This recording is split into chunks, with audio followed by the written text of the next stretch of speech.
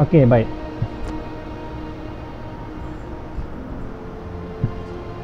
Kamu boleh dengar kan?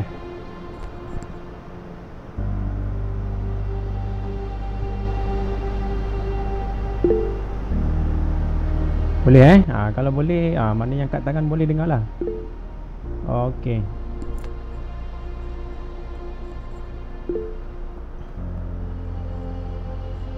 Bising. Tapi okey sudahlah, tadi berlebak. Sekarang ni okey sikit lah. Ni saya punya pen ni.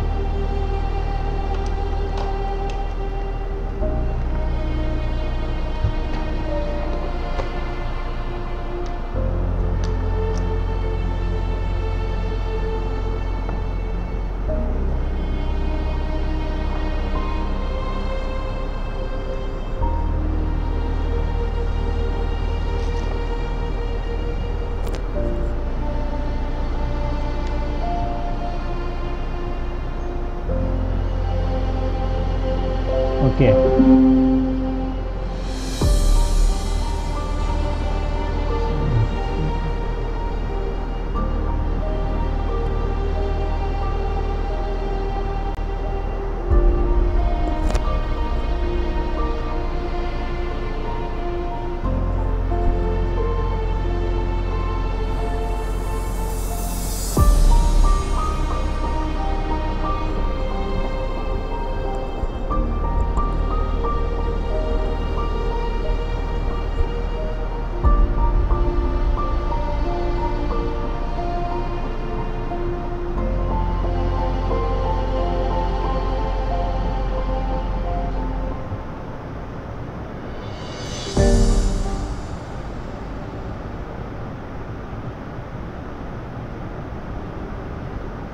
Okey, kita tengok soalan ni jawapan dia.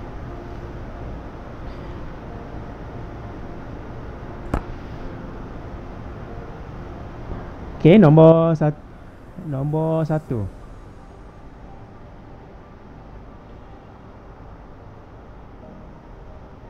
Okey, nombor 1 maksud okey, kejap. Nombor 1 graf dia bagi adalah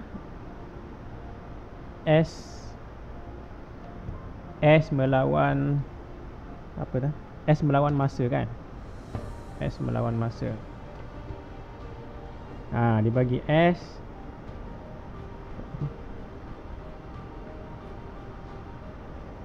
okey, dia bagi S melawan masa.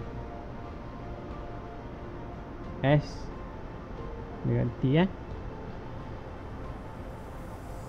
okey, maksud sesaran. Okey, sesaran bermaksud apa sesaran? Dalam bahasa kampung kita panggil apa?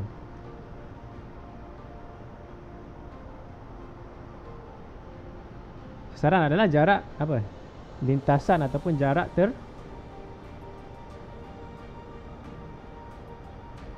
terpendek kan?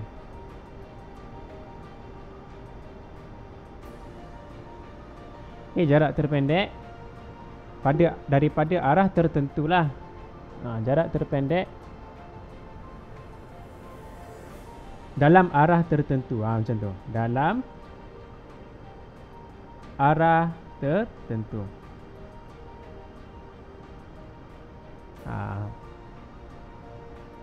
Lalak pula dah, ya Allah. Okey, boleh. Sesaran, satu markah, jarak terpendek. Jarak ni boleh juga kamu tulis lintasan terpendek pun boleh Nampak ke skrin tu? Nampak kan? Lintasan terpendek. Lintasan terpendek pun boleh. Dalam arah tertentulah, sebab sesaran dia mesti ada apa? Apa beza jarak dengan sesaran? Jarak versus sesaran. Apa beza yang paling ketara antara jarak dengan sesaran? Sesaran dia ada arah. Kan? Dia adalah kuantiti apa? Yang kalau ada arah kita panggil kuantiti Betul. vektor. Jadi sebab itu dalam ayat dia ni saya tambah perkataan dia dalam arah tertentu. Dalam skema dia tak tulis sebab kalau kamu tak tulis belakang ni jarak, kamu tulis jarak ini memang salah. Jarak dan sasaran dia tak sama okey, jarak dan sasaran dia tak sama. Kalau jarak dia tak ada arah. Okey. Kalau jarak dia tanya maksud jarak, maksudnya jarak adalah lintasan ataupun jumlah lintasan dalam pergerakan lah. Kalau dia tanya maksud jarak, kita jawab jumlah ataupun jumlah lintasan dalam pergerakan, dalam sesuatu pergerakan. Tak ada perkataan arah lah. Tapi kalau dia tanya sasaran, kena ada selitkan perkataan arah. Ini saya punya pendapat lah. Okay? Saya punya pendapat. Jadi dalam skema tu kamu tambah sikit lah. Kalau kamu ada tengok skema, dia tak ada ni perkataan arah ni. Tambah je. Okay. Okay, gariskan perkataan yang betul. Kita tengok graf dia. Ni kita nak faham balik lah. Kita ingat balik. Okay, graf dia adalah lurus macam ni kan. Kita ingat balik lah. Kalau S melawan T, apakah maksud kecerunan graf? Apakah maksud kecerunan graf? Kecerunan graf adalah kuantiti apa? Kuantiti halaju kan? Okey, kecerunan graf bagi graf sesaran melawan masa, ini S lawan T ni, nampak kan? Kamu nampak kan? Nampak kan? Kalau saya takut kecil sangat. S melawan T, nampak? Okey. S melawan T, kecerunan dia adalah halaju Alhamdulillah, halaju. Okey, halaju. Sebab kita kira kecerunan kan dia paksi Y bahagi paksi X kan. Jadi S bahagi T memanglah halaju. Okey. Sesaran bahagi masa memang halaju. Jadi kecerunan dia adalah halaju. Jadi apa cerita yang tadi tu? Dia tanya kereta bergerak dengan halaju apa? Jadi kita tahu sudah. Oh, tadi dia tanya halaju, maksudnya dia tanya kecerunan lah ni. Jadi kecerunannya apa? Seragam ke bertambah? Seragam. Seragam. Jangan tengok kalau naik bukit itu bertambah. Bukan, kita tak tengok dia punya arah semakin meninggi tu Kita tengok dari segi kecerunan dia. Kecerunan dia bertambah. Maksudnya kamu naik bukit itu feelingnya sama sepanjang perjalanan. Lainlah kalau macam ni bukit dia. Jadi kalau dia makin ke atas, dia makin cerun. Ni bertambah kecerunan. Ni halaju bertambah kalau macam ni. Kalau macam ni dia maintain sejaklah, kecerunan dia maintain, maka halajunya maintain. Maintain maksudnya seragam. Dia suruh gariskan bukan bulatkan, gariskan. Okey, jadi itu soalan yang halaju pasal kecerunan. Okay, yang ke C, tentukan sesaran kereta dalam 20 saat. 20 saat? Oh, memanglah 20 saat. Dia bagi 20 saat sudah kan? Dia tanya, apa dia tanya tadi? Sesaran Sesaran kereta dalam 20 saat. 30. Macam mana kamu dapat 30? 35 tolak 5. Okey, 35 tolak 5. Okey. 35 mana yang ni? 35 ni tolak dengan 5 ni. Jangan ambil 35 saja ni. Sebab dia start dengan 5 kan? Kalau kamu lukis perjalanan dia tu, dia mula-mula pada masa kosong ni, T sama dengan kosong, belum start lagi, jaraknya sudah 5 meter. Jaraknya sudah 5 meter. Bila dia sampai T20 saat, jaraknya 35. 5 meter tu maksudnya diukur dari asalan lah, dari titik kosong di mana jaraknya kosong tu Jadi di sini 5 meter, di sini mestilah 30 meter. Sebab kita tolak lah, 35 tolak 5 jadi 10 lah. 35 tolak 5 jadi 30 lah. Jadi jawapan di sini 30. Markah dia 1, jadi jangan pening kepala. Markah dia 1 maksudnya jawapan sahaja dia mahu. Okey, jawapan saja. Kalau dia markah dia 2, baru kamu buat 35 tolak dengan 5. Baru ada jalan kerja lah kalau markahnya 2. Okey. Okey, setakat ni.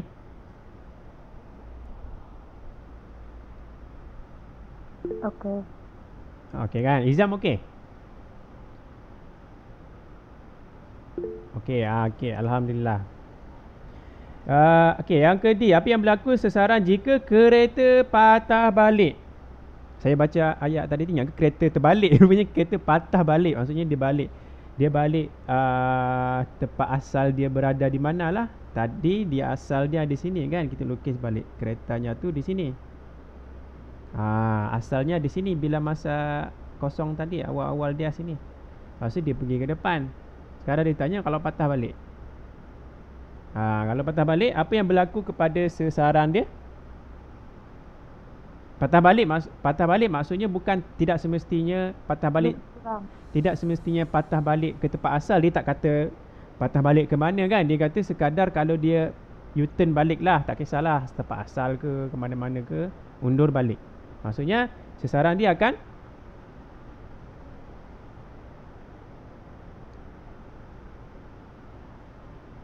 makin bertambah, makin berkurang lah kan.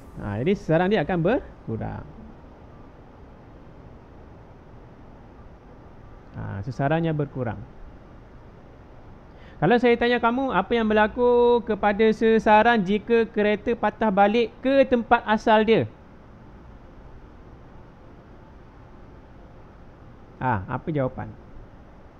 Kalau saya tambah perkataan jika patah balik ke tempat asal dia. Tiada perubahan. Tiada perubahan. Okey, saya ubah sikit ya. Saya ubah lagi soalan dia. Saya berapakah sesaran jika kereta patah balik ke tempat asal dia? Berapa Saya ubah soalan dia. Berapa kalau dia patah balik ke tempat asal dia? Kosong. Ingat kosong. Tak kisahlah jauh mana dia bergerak. Kalau dia patah balik ke tempat dia mula tu, kosonglah sesaran dia. Okey. Itu kalau soalan tanya patah balik ke tempat asal dia lah. Sekarang tidaklah. Sekarang dia tak beritahu kan ke tempat mana. Dia kata patah balik sejak. Okey. Jadi itu habis cerita tentang soalan nombor 1. Kamu sambil-sambil tu kamu catatlah apa yang saya sebut tadi tu, mana-mana yang penting lah Okey, kita tengok nombor 3. Ini tingkatan 5 yang bab 3 tadi tu. Bab 3 ke yang elektrik tu? Saya tak ingat sudah bab 3 ke 2.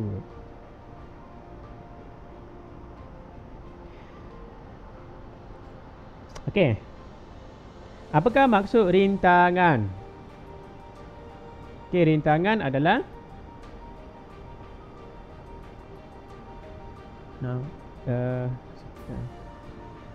rintangan adalah nisbah. Kalau kamu ingat rumus dia, yang rumus apa tu, V sama dengan IR tu. Kalau kamu ingat rumus ni, kamu boleh jawablah maksud rintangan. Jadi R adalah V bahagi dengan I. Yang kita pindahkan kita pindahkan I ke kiri lah, jadi bahagi. Jadi maksudnya inilah rintangan dia. Jadi maksud dia itu adalah daripada rumus itulah. Jadi maksudnya nisbah beza keupayaan V kan, beza keupayaan kan. Nisbah beza keupayaan ataupun voltan pun boleh. Kamu tulis voltan pun boleh. Okey, beza keupayaan terhadap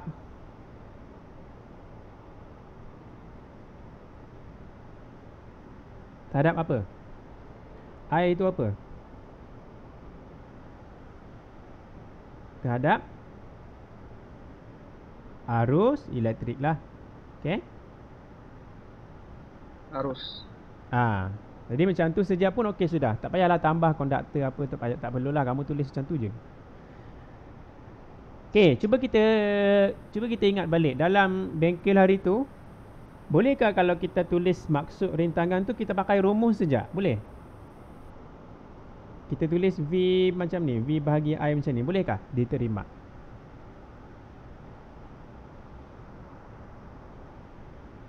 Boleh, tapi mau tulis R tu apa, V tu apa, I tu apa. Betul. Jadi boleh, tak ada masalah. Cuma kamu buatlah koma ke, titik ke. Kamu introduce lah apa itu R, iaitu rintangan. Setiap simbol mesti ada dia punya maksud dan maksud dia lah. Jadi V adalah beza keupayaan. Saya buat ringkas lah, saya titik tu supaya muat ni. Kamu jangan buat ringkas dalam exam ni, tak penuh. I adalah arus elektrik. Ini adalah cara kedua lah. Tapi saya rasa macam sama panjang saja. tapi kalau kamu ingat ayat lagi pendek kali kan. Gitu. Okey.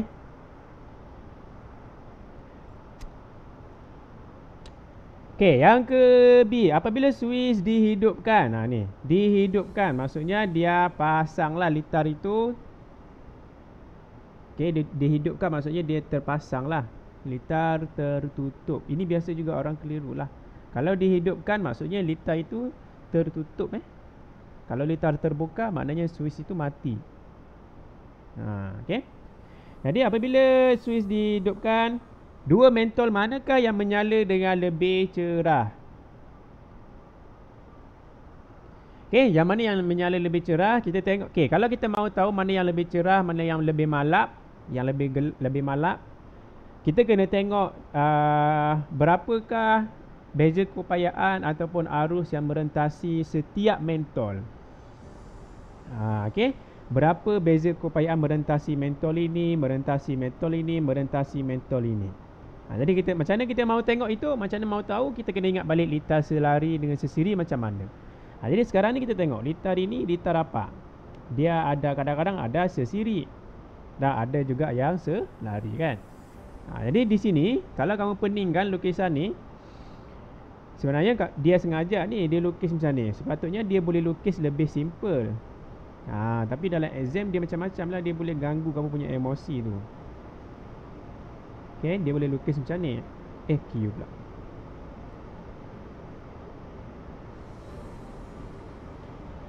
Yang tanda X, yang bulat X tu itu mentol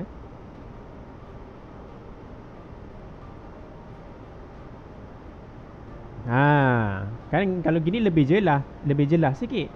Kalau macam ni dia macam pelik sikit kan, tapi sama je. Dua-dua ni sama je. Dia sengaja kasih pening sikit lah gambar dia. Jadi maksud dia kalau 3 volt, okey, kalau 3 volt di bateri ni, ini kan selari, maksudnya setiap setiap sini dia punya V dia, kalau kita sambung voltmeter, setiap mentol itu mempunyai voltan sebanyak 3 volt. Setiap cabang dia tu setiap cabang. Sebab selari, kalau kita ingat balik tingkatan 3 kita belajar dulu, kalau selari dia punya voltan dia semua sama. Setiap cabang, maksud saya setiap cabang semua sama. Okey. Maksudnya di sini 3 volt, di sini 3 volt. Di sini dia semua sekali 3 volt. Tapi dia sesiri kan di sini kan? Betul?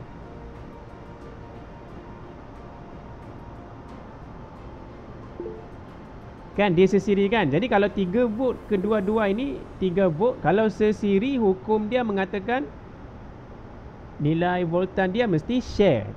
Dia tak samalah, dia tidak akan jadi ini 3, ini 3, dia share. Maksudnya kalau dia cakap mentol itu sama kan? Mentol adalah serupa. Maksudnya sini 3 volt ni kena bagi 2. Maknanya setiap satu mentol dapat 1.5 volt, 1.5 volt. Yang untuk yang di sini sahaja ni. Sebab dia ada 2 mentol share. Dia sesiri. Dia share voltan yang sama. Bagi 2 lah. Macam tu. Jadi sekarang ni kita tengok. Oh, dalam banyak-banyak mentol ada 2 yang terbesar dia punya nilai voltan dia. Maka itulah yang paling cerah. Jadi jawapan dia sebenarnya adalah mentol P dan Q. Okey, lebih cerah. Maksudnya mentol P dan Q. Atau kamu tulis P, Q pun boleh. Sebab dia minta 2 kan. Kalau kamu tulis 1 saja, tak dapat lah. Maksudnya kena 2 baru dapat 1 markah. Markahnya 1 saja. Okey, boleh faham yang ni? Kenapa PQ tu cerah? Yang tadi ni. P tu di sinilah. P sini, Q di sini. Sini R, sini S. Macam tu. Okey, kalau kamu ni kamu kalau suruh perlahan tu saya akan perlahan je.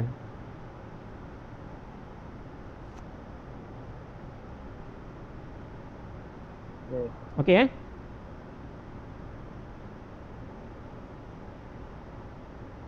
Okey. Okey. Okey, baik. Jadi berikan satu sebab. Sebabnya tadi kita sudah explain. Itulah maksudnya segala yang saya explain tadi tu, itulah sebab dia. Sebab PQ memiliki apa yang tinggi, apa yang dikata ni, memiliki ataupun voltan merentasi P dan Q adalah lebih tinggi daripada R sama S. Ini 3 volt, 3 volt, ini 1,5, ini 1,5. Jadi alasan dia simple sahaja. Alasan dia voltan ataupun beza keupayaan. Beza keupayaan. Kamu guna perkataan voltan pun boleh lah, boleh jugalah, lagi pendek lah. Beza keupayaan merentasi P dan Q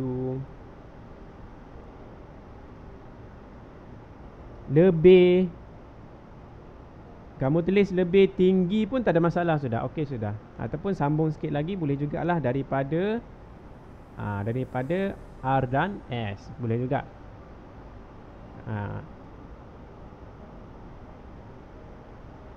Okey. Yang ini beza keupayaan merentasi P dan Q lebih tinggi. Lebih tinggi. Kalau kamu tulis tinggi, P dan Q tinggi, tak ada perkataan lebih, maksudnya tinggi macam mana kan? Jadi kamu kena letak perkataan lebih, maksudnya mestilah lebih tinggi daripada R dan S lah. Jadi untuk menyelamatkan diri kamu daripada rugi markah, kamu letaklah perkataan lebih tinggi. Maksudnya dia sudah dibandingkan dengan R dan S. Itu maksud lebih tu. Kalau tak ada perkataan lebih, kamu kata tinggi, saya boleh cakap saya seorang yang tinggi. Tapi PZ lebih tinggi dari saya kan.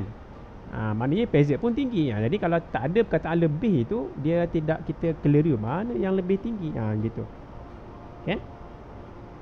Semua orang boleh cakap tinggi kan, tapi macam mana satu yang lebih tinggi. Jadi perkataan lebih tu yang penting.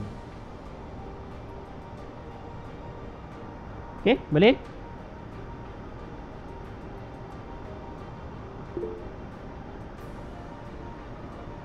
Okey.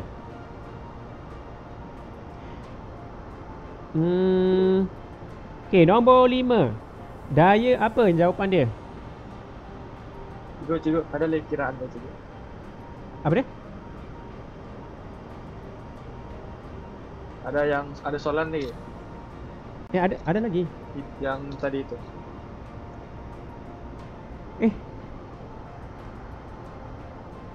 Sekejap terskip lah ni. Sekejap, saya kena buka balik dia punya ni lah. Oh, yang mengira ni arus kan? Dia kira ada punya I. Oh ya, dia punya dia punya apa, ammeter tu, arus dia. Ya. Sekejap saya cari dulu lah mana saya save soalan dia.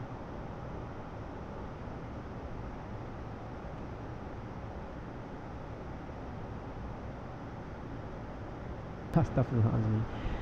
Okey, baik. Tak apa, saya ulang sekejap alamak. Okey, jadi bila untuk saya ulang sekejap lah sebab terstop rakaman tadi Okey, untuk mengira rintangan untuk mengira arus,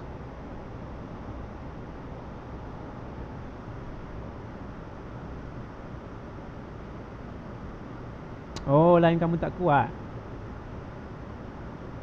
Yang lain boleh nampak mungkinlah kali Aisyah, mungkin line tak kuat lah kali. Ni lebat balik ni hujan ni. Okey. Sorry saya tu balik. Okey, bila kamu tengok bacaan, bila kamu tengok bacaan soalan nombor 3 yang last tu, mencari bacaan emitter. Mana tadi ni. Bacaan, hitungkan bacaan emitter yang ni. Ni saya ulang kejap sebab saya terlupa tekan tadi yang tanda rekod tu. Okey, bacaan emitter maksudnya kita tengok di mana kedudukan emitter kita. Okey, kedudukan emitter kita dalam gambar. Alamak, aduh. Malasnya kali. Masalah ke ni? Sekejap dia. Okey, kita tengok kedudukan emitter. Okay, emitter berada di sini. Maksudnya kamu tengok sambungan dia, adakah dia direct daripada bateri. Okey, kalau dia direct kena bateri, maksudnya arus yang mengalir melalui emitter ni adalah jumlah arus lah, sebab dia direct daripada bateri sampai ke dia duluan. Okey. Oh, sama ada emitter ni duduk di sini ataupun duduk di sini sama saja. Maksudnya masih lagi kita cari I jumlah dia. Sebab ini laluan utama. Ini saya panggil laluan utama sebab dia direct daripada terminal terus dengan emitter. Jadi emitter ni boleh duduk di sini, boleh duduk di sini juga. Kaedahnya sama, benda sama saja. Tapi kena ingatlah, okey? Jadi kita mahu cari I. Jadi di sini kita guna VIR. Kita mahu cari I kan. Jadi kita sudah ada V. V dia bateri lah, 3 volt. R dia rintangan. Rintangan kita kena cari. Tadi kan kita mahu cari jumlah arus kan, arus utama, arus jumlah. Maka kita kena cari jumlah rintangan dia jugalah. Jadi jumlah rintangan dia kita kena tengok, siasat balik macam mana rupa bentuk litar ini. Kalau kita baiki, kita nampak lebih jelas bentuknya macam ni lah. Macam ni. Okey. Maksudnya dia ada sambungan. Kalau secara keseluruhan dia adalah selari kan. Ada banyak cabang, ni cabang, ni cabang, ni cabang di sini. Tapi dalam masa yang sama dia ada juga sesiri. Kalau kita zoom, ini ada sesiri ni. Okey, ada sesiri. Jadi maksudnya dia gabung antara sesiri dan selari. Maka kita kena selesaikan satu-satulah. Maksudnya kita kena zoom dulu. Mana yang kita zoom? Ini yang kita zoom. Sebab ini adalah sesiri. Kita boleh gabung dulu dia. Jadi 2 ohm, 2 ohm. Kalau sesiri, hukum dia, rintangan dia kita campurkan. Jadi saya tulis ini 2 tambah 2 jadi 4. Ini untuk yang di sini duluan 2 campur 2, 4. Bila kita sudah campur, maka kita buat lukisan kita sendiri supaya lebih mudah nampak. Jadi sekarang ni yang sudah selesai tadi di bawah sekali. Sebab dia hanya sesiri, kita tambahkan saja. Yang di atas ini dua-dua ni sebab satu mentol kan. Kekalkanlah. Jadi sekarang ni susunan dia tu nampak lebih simple lah. Dan sekarang ni kita boleh kata dia adalah secara selari. Jadi selari, kaedah dia ingat balik yang tingkatan 3 kita guna yang macam ni lah. 1/R sama dengan 1/R1 tambah 1/R2 tambah 1/R3. Jadi saya labelkan lah R1, R2, R3 macam tu. Jadi sekarang kita tinggal masuk dia punya nilai saja. Di sini saya tulis 1/R1 tu nilainya 2. Jadi 1/2 tambah 1/2 tambah 1/4.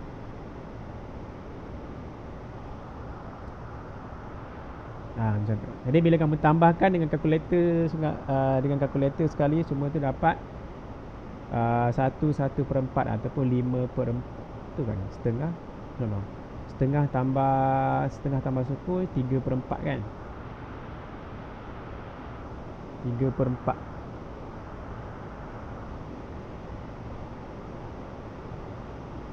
Ke salah. Cuba kira. Ni darab 2. Darab 2, sini darab 2, darab 2. 2 campur 2 4 dan 5/4. Okey, 5/4. Ini baru 1/R. Okey, kalau R saja, maksudnya kalau R per 1 terbalikkanlah jadi 4/5. 4/5 dalam fizik kita ambil dalam perpuluhan lah. 4/5 kalkulator kamu dia bagi 0.8 ohm.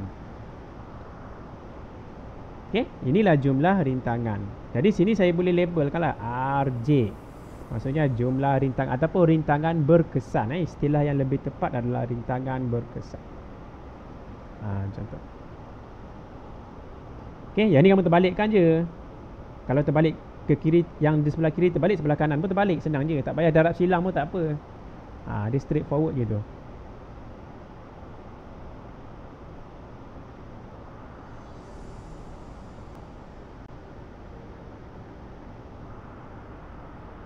Okey, jadi dapat RJ. Jadi kita ulang balik tadi, kita dapat IJ.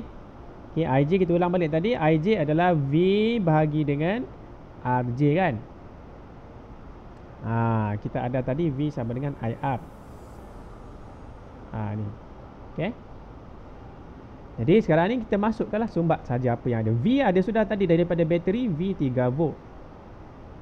Bahagi dengan RJ 0.8 ohm. Unit tak payah tulislah dalam jalan kerja ni. Jadi 3 bahagi tu dapatlah jawapan dia 3.75 ampere arus punya unit.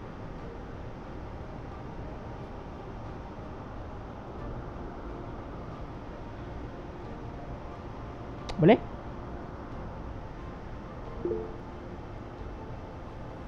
Okey kan? Mungkin agak laju lah saya cakap tu Tapi nanti kalau tak faham kamu mungkin tengok balik ke rakaman tu ataupun terbalik lah Tengok, cuba tanyalah. Kalau boleh tanyalah. Kalau tengok rakaman tu takut buang takut banyak makan masa pula kan tengok balik. Okey, ada yang saya tertinggal lagi. Jadi jalan kerja dia tu sepatutnya di bawah sinilah saya tulis tapi di atas tu tak apalah. Sepatutnya di sinilah kan. Saya tulis di atas ni. Tak apalah kamu tu sendiri dah. Okey, kamu faham-faham lah kan. Okey. Okey, yang kelima.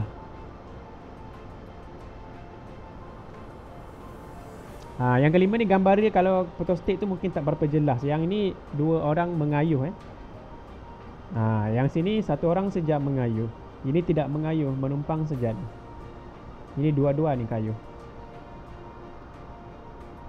Okey, namakan daya bertindak di antara tayar basikal dengan jalan. Macam pernah tanya je soalan ni sebelum ni dalam exam pertengahan tahun Daya yang bertindak adalah daya geseran. Setuju daya geseran? Ada jawapan lain? Setuju kan? Tayar dengan tanah. Kalau tayar dengan tanah memang geseran, tiada lagi benda lain kan? Daya geseran. Okay, next. Okay, bandingkan daya yang dikenakan oleh penunggang basikal yang menyebabkan basikal bergerak ke depan. Maknanya kena bandingkan kedua-dua rajah tadi. Daya mana yang lebih besar? Rajah mana? 5.1. 5.1. Jadi kita tulis rajah 5.1 lebih besar daripada rajah 5.2 macam tu. Saya tulis guna simbol sajalah lebih ringkas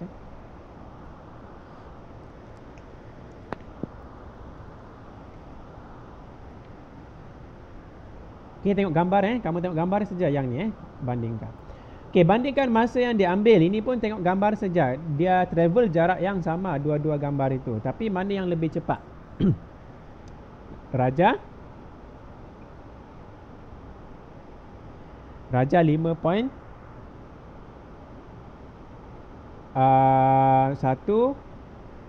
dia lebih cepat kan? Jadi lebih cepat maksudnya masa dia lebih pendek.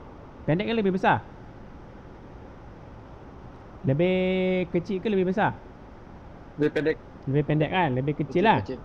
Lebih kecil. Jadi rajah 5.1 lebih kecil daripada darjah 5.2. Macam tu.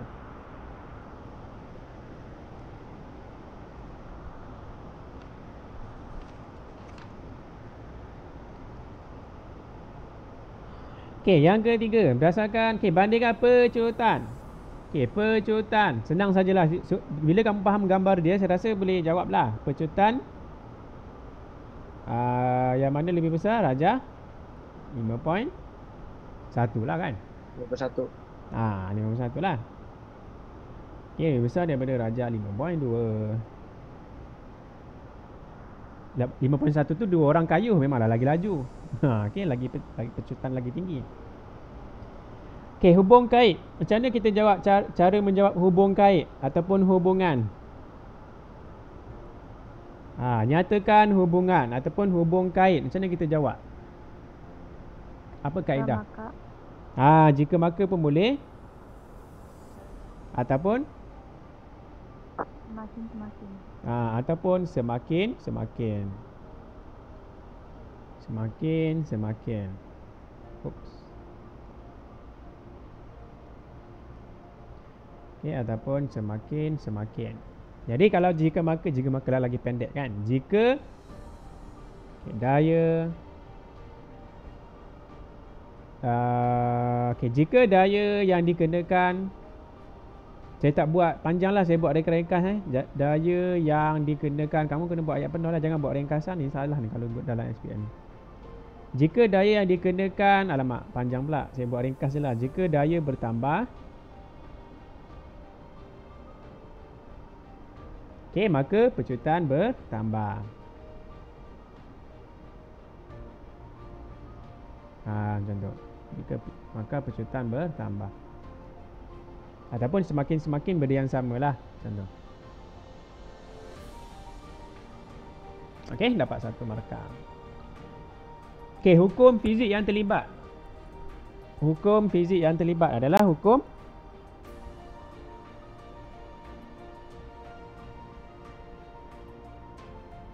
besar sikit. Siapa ingat hukum kita? Okey, kalau kita lupa, kita ingat balik. Soalan ni dia tentang daya.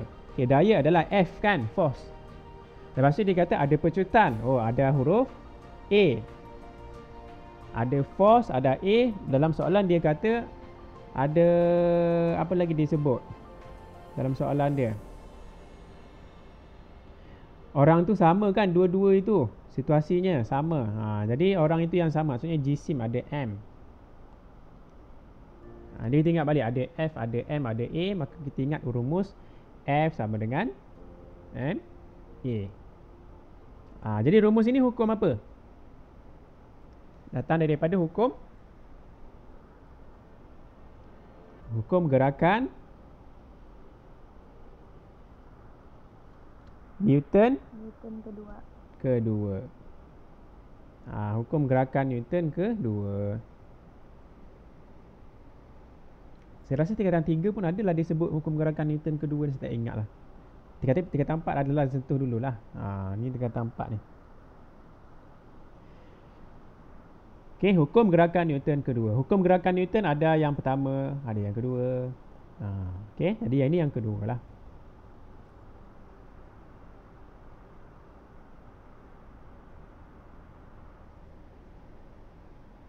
Okey, next. Apa yang terjadi pada pecutan basikal dalam darjah 5.1 apabila kedua-dua penunggang basikal membongkok ke depan? Ini maksudnya dia kalau membongkok, maknanya apa yang terjadi pada pecutan? Makin bertambah ke, makin berkurang ke, tak berubah ke? Logik je ni Pecutan makin bertambah. Boleh? Tambah. Pecutan bertambah ataupun tulis bertambah pun tak ada masalah. Membongkok ke depan tu maksudnya dia biasa kalau bongkok tu memecut lah kan. Kalau lebih laju juga. Lebih laju, kalau lebih laju, apa kita daripada lebih laju, kalau dalam fizik laju dengan pecutan tak sama kan. Betul? Laju lain, percutan lain kan. Jadi saya rasa kalau pendapat saya lah, untuk selamat kita ambil perkataan yang dia pakai dalam soalan. Jadi kalau dia tanya percutan, maksudnya kita jangan sebut laju lah. Kita sebut percutan apa, bertambah ke berkurang ke macam tu. Okay. Tapi dalam bengkel hari tu saya ingat saya, kalau dia tanya apa yang terjadi ataupun apa-apa yang berkaitan dengan inilah macam ni, apa yang terjadi, apa yang berlaku, dia satu patah saja, berkurang atau bertambah, sama ada meningkat atau menurun, itu saja. Tak payah ulang balik apa-apa dalam soalan itu. Macam tu.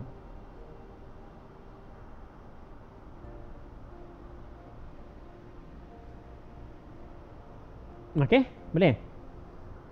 Okey, berikan sebab kenapa membongkok itu menambahkan pecutan dia.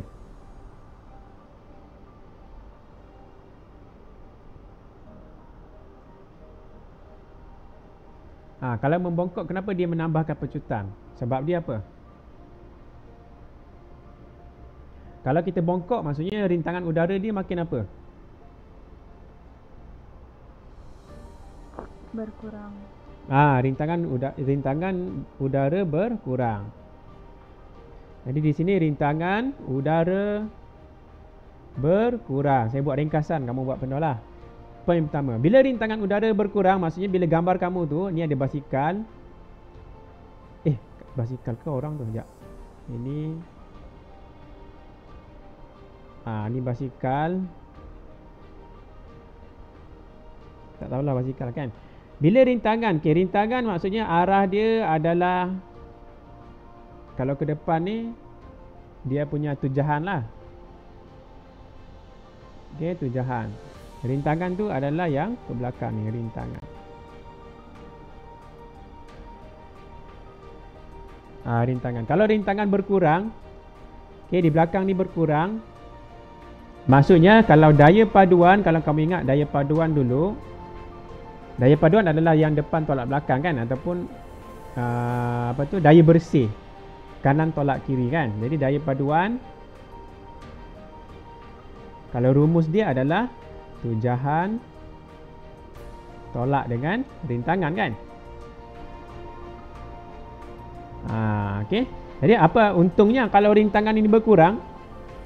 Kalau rintangan ini berkurang, maksudnya yang kamu tolak di belakang ni makin kecil. Tujahan tak berubah.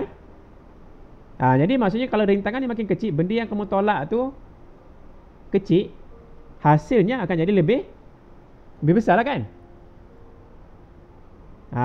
Kamu tolak benda yang kecil, tujahan, contohnya tujahan ini berapa? 2000. Tolak dengan rintangan dia, contohnya tujahan 2000. Asal-asal rintangan dia 1000 contoh. Tapi bila dia membongkok, rintangan dia jadi 500 contoh. Jadi yang tadi 2000 tolak 1000 jadi 1000 kan. Tapi sekarang dia membongkok 500 saja dia punya rintangan. Jadi 2000 tolak 500 jadi 1500. Maksudnya daya paduannya besar. Maksudnya jadi besar. Lebih besar. L titik lebih besar. Maksudnya di sini, bila rintangan berkurang sebab markah dia 2, maksudnya kamu kena cerita daya paduan. Daya paduan lebih besar lah, ataupun lebih besar, ataupun bertambah pun boleh lah, lebih besar lah saya tulis. Buruk sudah tulisan ni, tengok masa ni. Okey, lebih besar. 2 markah. 1, 2. Macam tu. Rasa tak sempat aku bincang ni. Tapi setakat ni boleh fahamkah ini yang tentang daya paduan ni?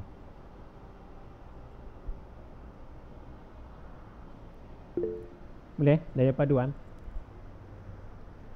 Rasanya sikit je soalan tadi tu, tapi tak sempat juga habis kan. Ni saya bercakap lama lah kali. Okey. Jadi itulah maksudnya. Okey, kalau jadi saya berhenti bincang sampai soalan nombor 5 itulah. Jadi itulah kalau untuk tahap kamu sebab kamu masuk dalam kategori apa, Ultra A. Kalau yang Ultra A, soalan-soalan yang macam ni, nombor 1 tadi, nombor yang mula-mula 1, 3 dengan 5. Soalan depan-depan tu mesti dapat sekurang-kurangnya boleh kata 80% mesti betul. 80% betul. Maksudnya baru kita ke arah A. Maknanya kuranglah salah. Yang ini mesti perfect. Maknanya daripada soalan 1 sampai nombor 5, soalan itu mesti dapat 80% betul. Kalau ada salah pun sikit-sikit sajalah. Macam tu.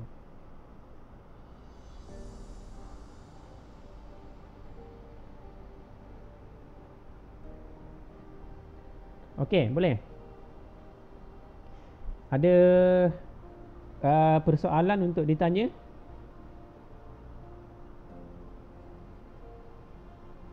Ya dah. Ya dah kan? Yang lain tak apalah, yang nanti kita sambung lagi yang tak sempat tu. Okey, rasanya situ sajalah. Ya, Yuki, okey, Yuki. Tadi sejarah kamu macam mana? Dia ada ni, ada bagi tinggal kerja? Ada. Oh, ada. Yang Grab, mau tanya, yang Grab itu, yang sejarah kan dia satu orang cikgu ke macam mana? Satu kelas. Bukan dia. Okey, kalau tak ada apa-apa rasanya sampai situ saja. Terima kasih semua. Assalamualaikum dan selamat berehatlah. Okey? Terima kasih tidur. Okey, sama. Okey.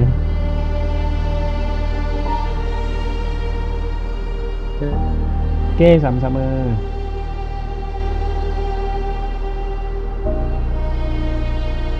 Terima kasih cikgu. Okey, sama-sama.